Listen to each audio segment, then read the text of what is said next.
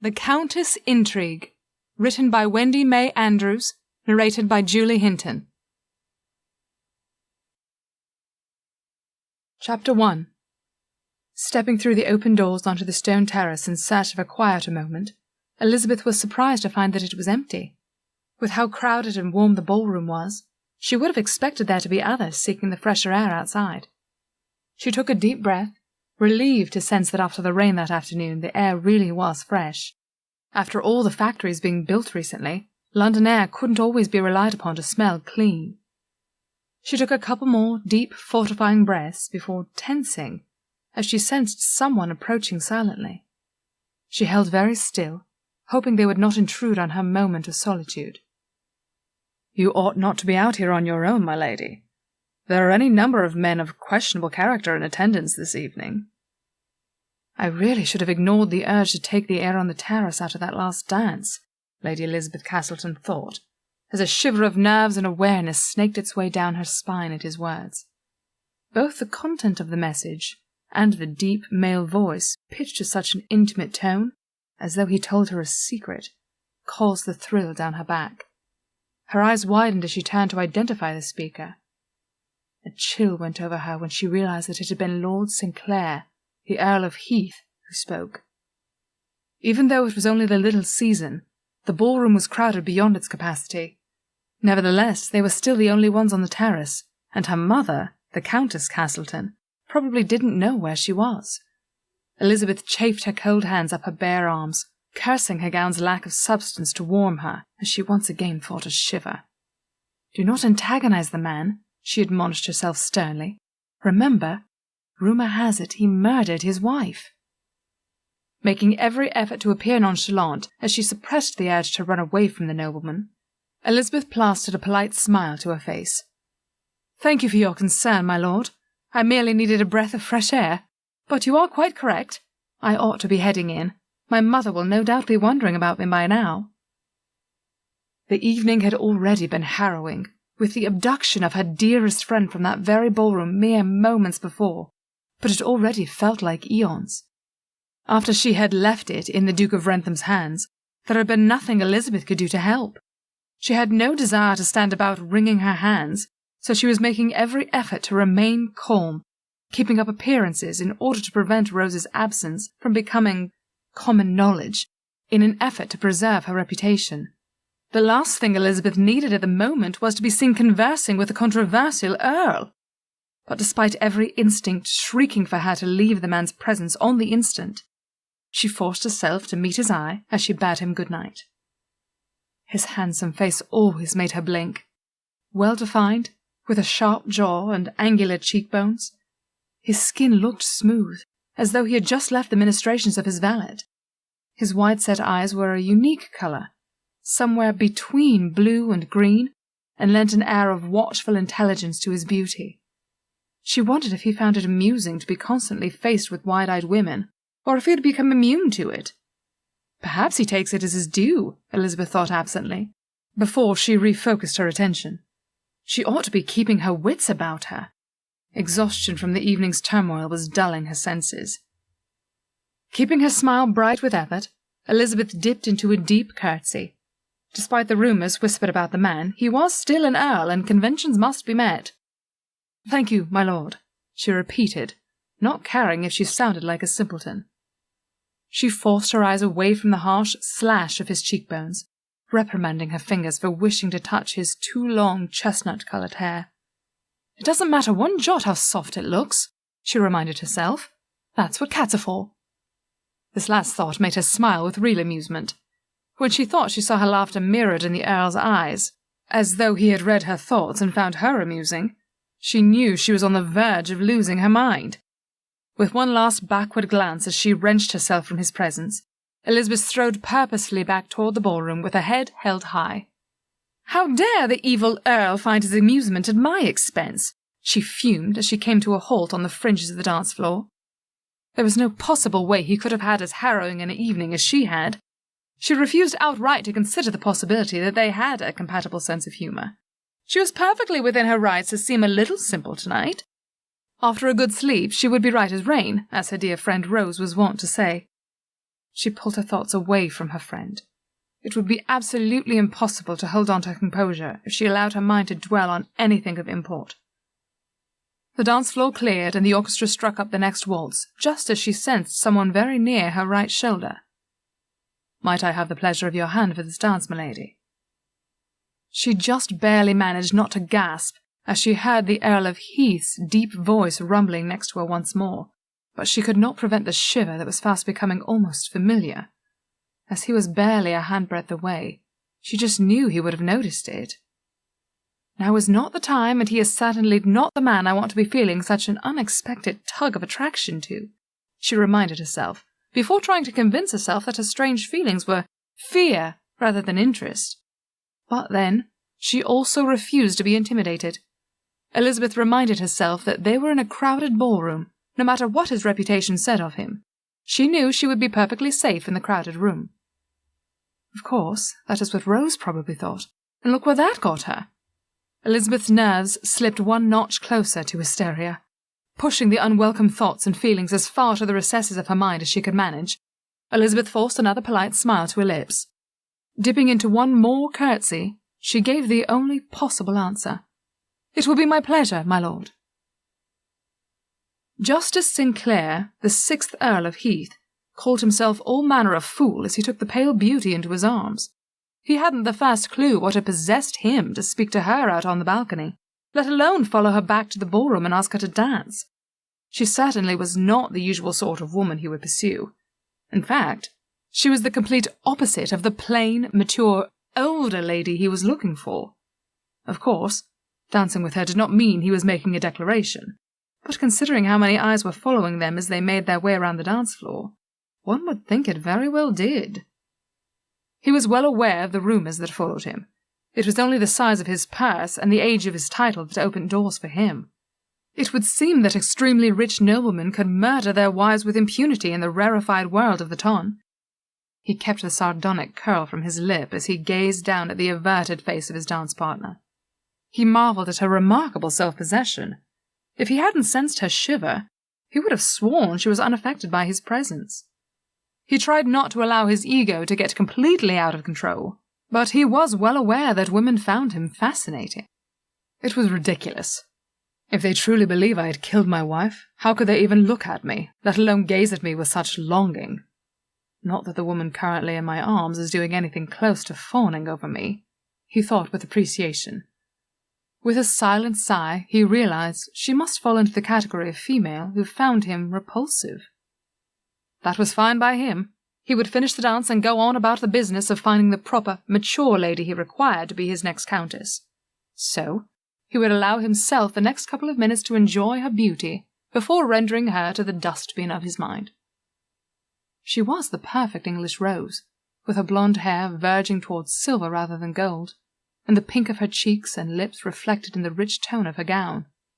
He had never understood female fashions, but it would seem that this year's styles perfectly suited Lady Elizabeth. The young woman was stunning. It was a wonder she was still single into a second season. They kept the time, moving in perfect coordination, despite how nervous he could sense she was. It irritated him that he seemed so attuned to this young woman. Before this evening he had barely exchanged even a greeting with her, but having her in his arms brought a sense of peaceful pleasure. He could feel the speculative gazes of those watching from the sidelines of the dance floor.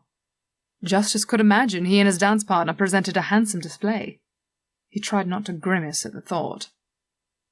"Have you been enjoying the current session of Parliament, my lord?"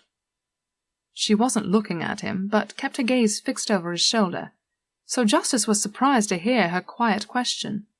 He had almost resolved himself to total silence for the duration of their dance.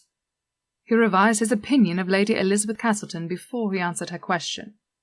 Even though her voice had been low and he could sense her nerves, clearly the young woman was neither insipid nor lacked backbone. His glance took in the colour that had returned to her face from the rigours of the dance. Her cheeks were flushed and her red lips were curved almost into a smile. He was relieved to see that she was looking much restored from when he had first approached her on the terrace. She really is a lovely young woman, he thought, before finally answering her question. "I am, actually, quite enjoying it. Thank you for asking, my lady. And are you enjoying your time while here in town?" "It has its moments," came her brief reply. The Earl smiled briefly. "Which moments might those be?"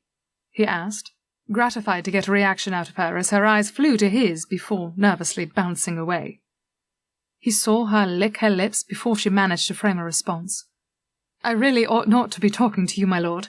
I am not likely to be making any sense." Now he actually felt like laughing. It had been 2 years since he had experienced the sensation, and the novelty of it nearly took his breath away. "Am I so very scary?"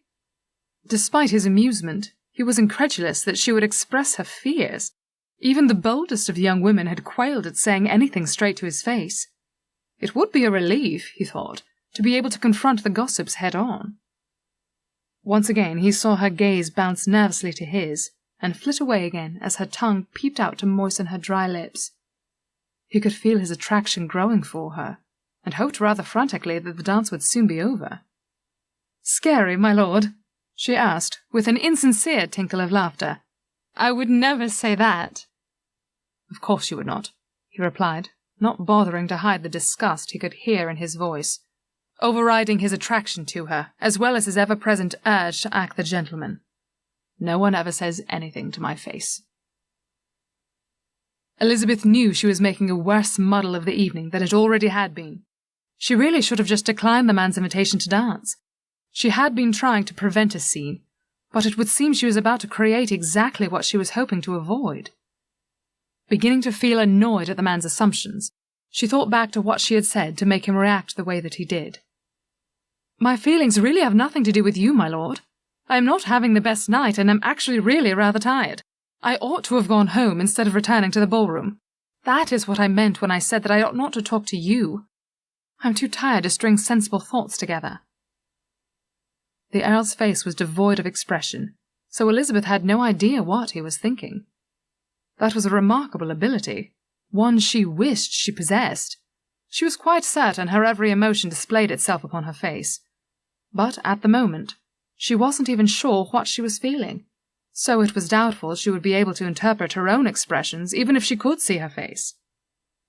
She tried to get another smile to stretch her lips as she looked the Earl in the eye. Despite his reputation, she had agreed to dance with him, so she needed to get through it without drawing too much attention to them. She was uncomfortably aware that many eyes were upon them. The last thing she wanted was to appear to be arguing with the Earl. Elizabeth returned her gaze to a spot just over the Earl's shoulder, and turned her mind to a pleasant thought so that she could inject some sincerity into the smile she had managed to maintain. "Why are you so tired?" Elizabeth didn't think he would pursue the topic, or she would not have been so honest with him. She gritted her teeth and tried not to growl in her frustration. Elizabeth kept her eyes averted from his, but she was almost certain his tone had contained sincere interest. She reminded herself that he was unaware and not to be blamed for the troubling events of her evening, so she ought not to hold it against him. "I really cannot tell you, my lord. Could we perhaps discuss something else?" She could feel his intelligent gaze searching her face, and made herself meet his eyes.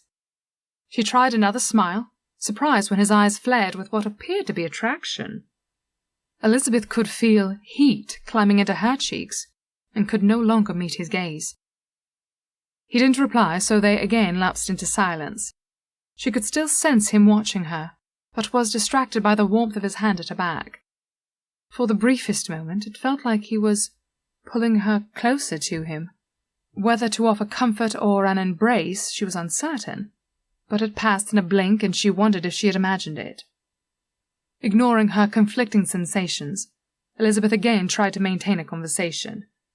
"This orchestra seems to be very skilled, although I am surprised how long this particular song seems to be lasting."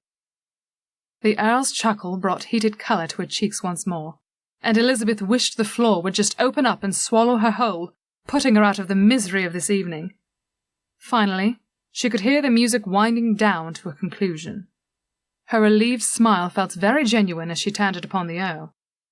Again, his eyes flared, and his grip on her hand tightened for a second, before he released her as the last strands of the waltz drifted to silence. Dipping into another curtsy, Elizabeth tried to rid herself of her companion. "Thank you for the dance, my lord. I should probably join my mother now." Perhaps I could escort you to the refreshment room where you could get a glass of punch. It might revive you so that you do not feel quite so exhausted." Elizabeth was taken aback at his persistence. The focused attention would have been flattering from some other, more appropriate nobleman. But despite how handsome he was, she did not want his warmth directed at her. "Why can I not rid myself of this strange man all of a sudden?" she wondered. "And why does he unexpectedly seem so interested in me?" She had been on the receiving end of a gentleman's amorous interest before, but it hadn't precisely felt the same. She didn't quite know what to make of Lord Sinclair at the moment, but she had no interest in puzzling it out under the circumstances. "That is really not necessary, my lord, but thank you for your kind offer." Elizabeth was experienced at dismissing gentlemen, and was amazed at the Earl's tenacity. "Perhaps I could escort you home in that case." He remained by her side, his watchful gaze making her want to fidget. "No, thank you." Elizabeth was about to turn on her heel and just walk away, no longer caring if she was being rude, when she was confronted with another unwelcome thought. "Are you in cahoots with Broderick? Are you trying to abduct me, too?"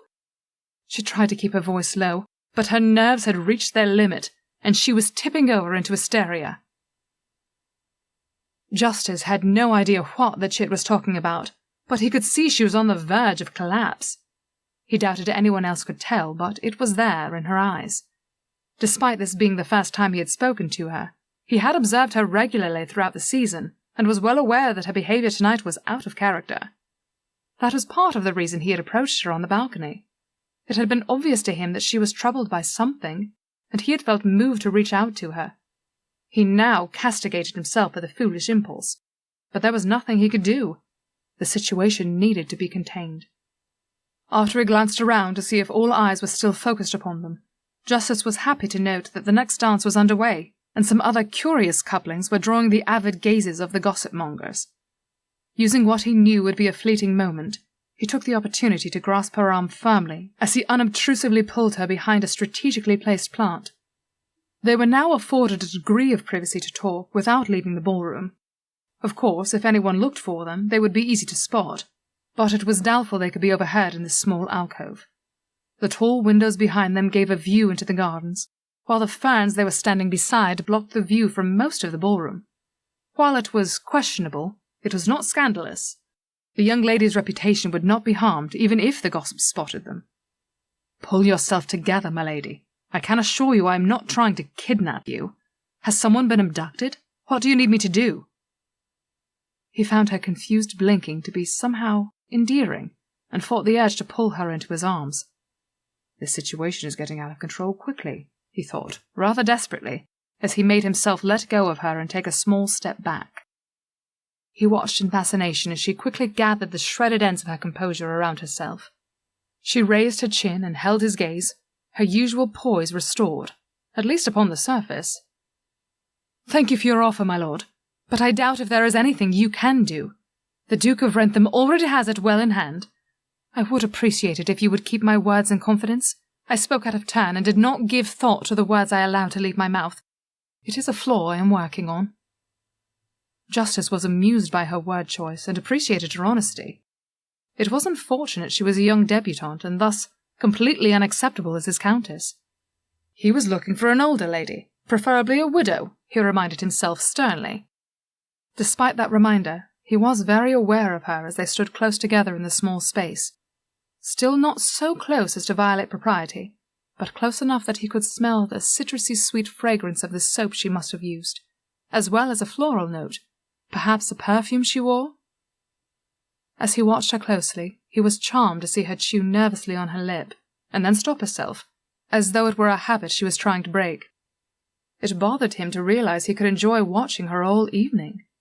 It was obvious that she was not used to being in such close proximity to a man. Her innocence was appealing, and would have made him smile if not for the fact that he realized he was affected by being so close to her, too, even though he was not nearly so innocent as she. "It seems to me that you are labouring under a load of worry. I really do think you ought to unburden yourself." He was diverted to see her dazed eyes sharpen into a look of incredulity. "Do you honestly believe that I will confide my concerns in you, my lord?" Before this evening we have never exchanged even one word of conversation, and now you think I ought to unburden myself to you?" He was happy to hear that the laughter which followed her words held genuine amusement rather than agitation, even if it was at his own expense. The Earl looked out beyond the plant at the undulating crowd of people, glad to see that for once no one was watching him too keenly. Despite her reluctance to share any information with him, he really needed to question Lady Elizabeth.